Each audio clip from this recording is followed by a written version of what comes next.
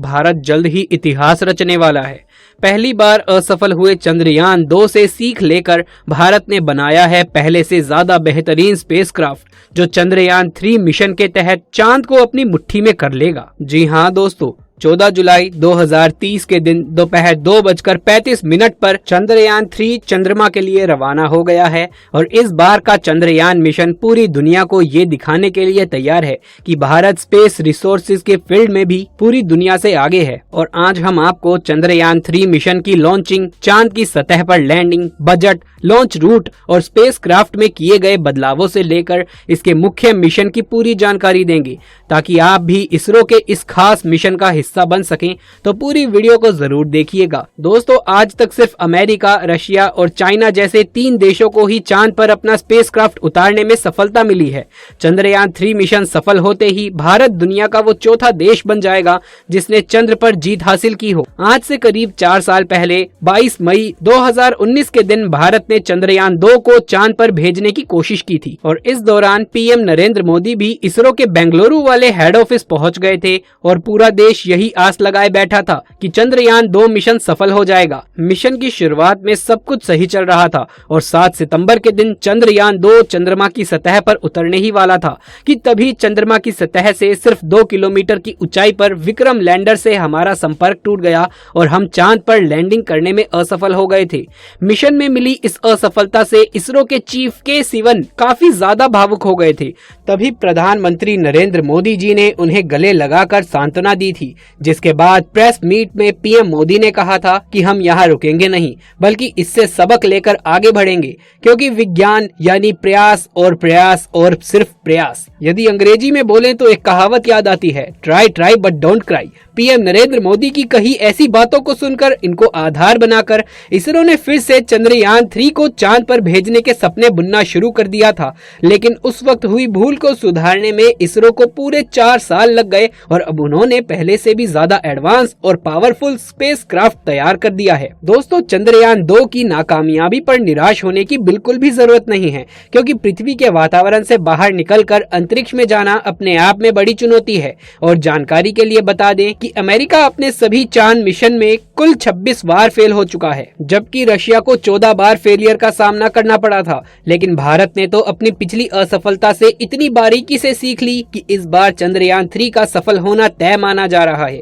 इस विषय पर बात करते हुए इसरो के मौजूदा चीफ एस सोमनाथ ने कहा कि चंद्रयान 2 मिशन में भले ही हम असफल हुए हों, लेकिन बड़ी बात यह है कि हम इससे सीख लेकर आगे बढ़े हैं। आगे उन्होंने कहा कि असफलता मिलने का ये मतलब बिल्कुल भी नहीं होता कि हम कोशिश करना ही बंद कर दें। चंद्रयान 3 मिशन से भी हमें बहुत कुछ सीखने को मिलेगा और इस बार हम इतिहास रच देंगे। साथियों, 14 जुलाई के दिन दोपहर के 2:35 पर इसरो ने आंध्र प्रदेश के हरिकोटा स्थित अपने सतीश धवन स्पेस सेंटर से अपने चंद्रयान को लॉन्च कर दिया है। इसरो के मुताबिक चंद्रयान 3 को उसी रास्ते से चांद भेजा जाएगा जो चंद्रयान 2 का था। साथ ही इसे चांद के दक्षिणी ध्रुव पर ही उतारा जाएगा जहां पर चंद्रयान 2 को उतारा जाने वाला था। यानी कि हम यूं कह सकते हैं कि चंद्रयान 3 उसके पिछले साथी चंद्रयान 2 का बचा हुआ मिशन पूरा करेगा। हालांकि दोस्तों, चंद्रयान 3 में कई बदलाव किए गए हैं, जैसे कि इस बार स्पेसक्राफ्ट में कोई भी ऑर्बिट नहीं है, बल्कि इस वक्त हम एक प्रोपल्शन मॉड्यूल का इस्तेमाल कर रहे हैं जो चंद्रयान 3 के लैंडर और रोवर को चांद की ऑर्बिट तक ले जाएगा, जहां इसे चंद्रयान 2 के उस ऑर्बिट से कनेक्ट किया जाएगा जो पिछले 4 सालों से चांद के चक्कर काट रहा है।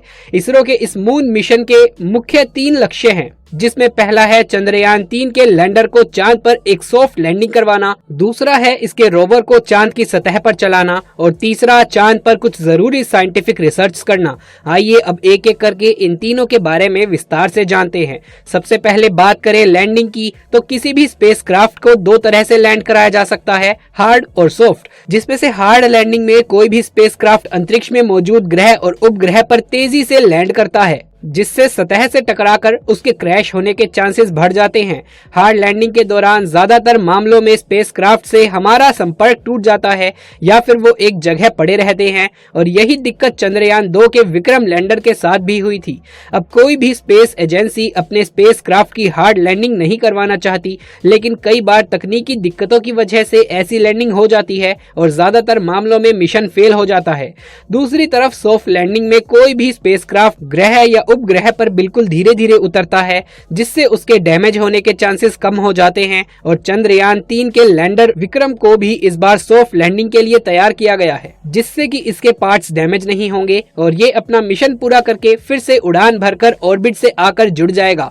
दूसरा लक्ष्य यानी कि रोवर को चांद की सतह पर चलाने की बात करें तो इसके रोवर का नाम प्रज्ञान रखा गया है, जिसे लैंडिंग के बाद चांद की सतह पर उतारा जाएगा। इस रोवर में कई सारे नेविगेशन कैमरा, एनर्जी के लिए सोलर पैनल और कम्युनिकेशन के लिए एंटीना लगाए गए हैं और इसका वजन करीब 27 किलोग्राम है। ये चांद की सतह से डाटा कलेक्ट करके लैंडर को भेजेगा। लैंडर इस डाटा को ऑर्बिट को भेजेगा, जहां से ये डाटा इसरो के ग्राउंड रिसर्च सेंटर पर पहुंच जाएगा।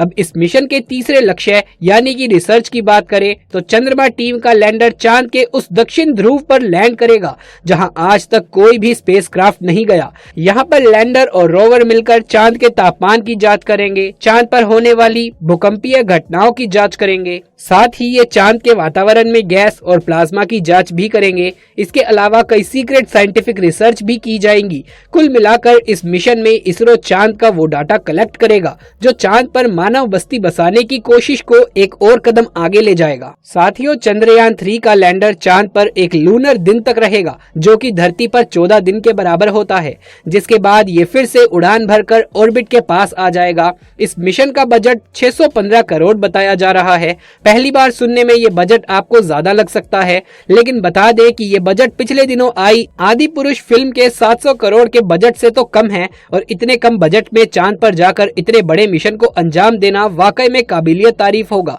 बता दें कि चंद्रयान 3 स्पेसक्राफ्ट का कुल वजन 3900 किलोग्राम है, जिसमें से प्रोपल्शन मॉड्यूल 2148 किलोग्राम है और लैंडर मॉड्यूल 1752 किलोग्राम। आइए दोस्तों, अब जानते हैं कि चंद्रयान 3 धरती से लेकर चांद का सफर कैसे पूरा करेगा।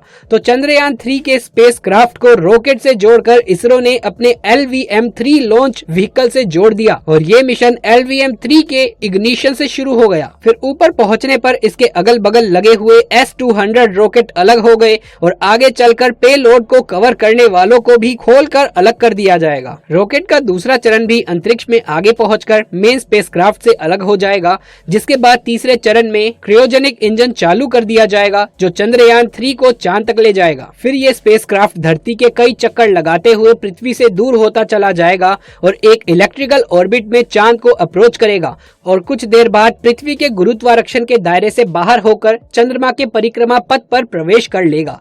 चांद के ऑर्बिट में पहुंचते ही लैंडर को प्रोपल्शन मॉड्यूल से अलग करके चांद की सतह की ओर भेज दिया जाएगा और सतह के नजदीक पहुंचते ही इसके थ्रस्टर्स ऑन कर दिए जाएंगे ताकि इसकी रफ्तार को कम किया जा सके और ये चांद की सतह पर सॉफ्ट लैंडिंग कर सके।